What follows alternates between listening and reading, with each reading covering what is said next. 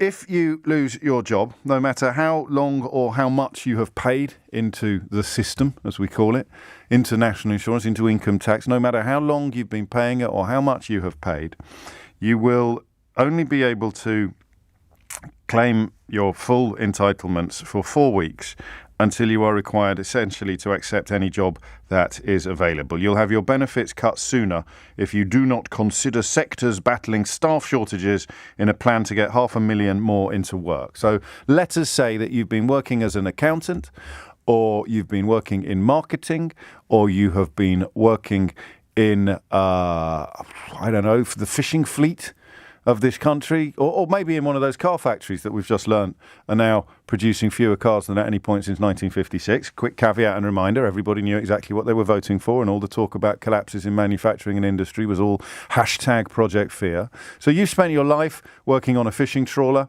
or working as an accountant, or working in marketing, and you lose your job, having decades of paying into the system, the safety net. And after 4 weeks, you're not allowed to continue looking only for jobs that you're qualified to do. You're going to have to go and work in a care home. Allow me one moment of suggesting that if you've lost your job, if you voted for Brexit and you've lost your job, I don't think I'm going to lose much sleep at the thought of you being forced into a job that you really don't want to do, because you brought this entirely upon yourself. But for the rest of the country, for people who were either misled or it's just rank, I think it's rank, isn't it? And here's another thing that I think is worth mentioning at this point in the conversation.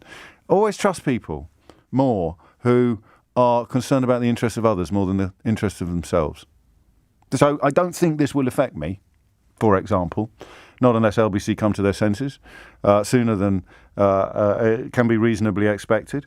I don't think this will affect me. And even if it does, I would be able to afford to sit tight for a while, waiting for and looking for a job that suits my background and experience. So, I'd have a few quid in the bank to sustain a period of job seeking beyond the 4 weeks that I'd be supported by the state for. So this isn't going to affect me. I think that this is perhaps my search for simple things to understand. I think this is perhaps the heart of cracking the nut of politics designed to encourage people to vote against their self-interest. Always trust people who seem to be sticking up for people that aren't them. They seem to be sticking up for others. I always trust them more than the other kind, the ones who are introducing policies designed to make other people's lives worse in the hope that enough people will cheer it to effect some sort of political survival. So, 12 minutes after 10 is the time. Simple enough question. What do you think of this? At the moment, you have 3 months to find a job in your preferred sector, after which, any job now, that's the bit in quotes. Under the new proposal, you will have 4 weeks. I always think of my late father at this point, when he was made redundant by the Daily Telegraph and went to what was then the job centre, and I was embarrassed. I was a kid, and it was embarrassing. I associated the job centre with people not like us.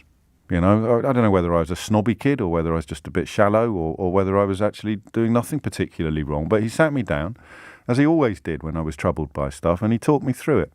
And he simply told me that he'd paid, since the age of 15, he'd paid into the system that is there to support people when they have a period of unemployment. Not only that, but back then, signing on allowed you access to various schemes and facilities that you wouldn't necessarily have at your disposal at home. I think the internet has probably changed that, although not everybody's going to have the internet at home. And at the end of that conversation, as was often the way when my dad sat me down, I had seen the world from a completely different perspective, and I'd seen the world in a completely different light.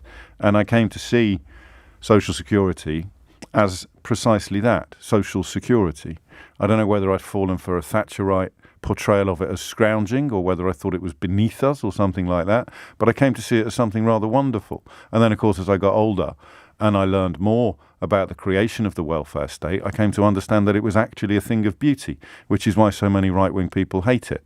It's an act of almost perfect socialism, which, of course, has been successfully turned into a very dirty word. We all pay into it, and those who need it take out of it, which traditionally people, the more right-wing you are, the more you hate that.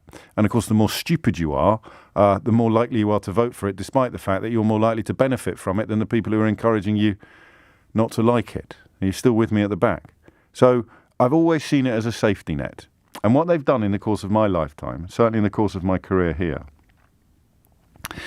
what they've done is turn it into, in the eyes of many, via tabloid journalism, into a trampoline. So people have been persuaded to believe that if you're unemployed and you're claiming social security, which is what we should call it, not benefits, social security, security within a society, if you're unemployed and you're claiming social security, you must be a wrong'un or a scrounger. How many times have people phoned this programme to describe their straitened financial circumstances and felt compelled to insist at all turns that they are in work or that they don't claim this or that we've turned it into something wrong, something squalid, something dirty. And it really isn't. You're always going to have people taking advantage of any system that is designed to help. You're always going to have people doing that, but you don't take them as the litmus test of the entire scheme. You just don't. So I worry, having broken pretty much everything they've come into contact with, having abolished freedoms, having plans in place to abolish some of the most basic tenets of a free society, getting rid of the right to protest publicly, getting rid of our freedom of movement, getting rid of, even the citizenship rules that are on the way are pretty gross. All they do is break things. And now they seem to be taking yet another bite out of our once magnificent welfare state. It's bizarre that we go along with it because who knows when they're going to need it? Who knows when they're going to need it? You set fire to the safety net, you fall, there's nothing to catch you.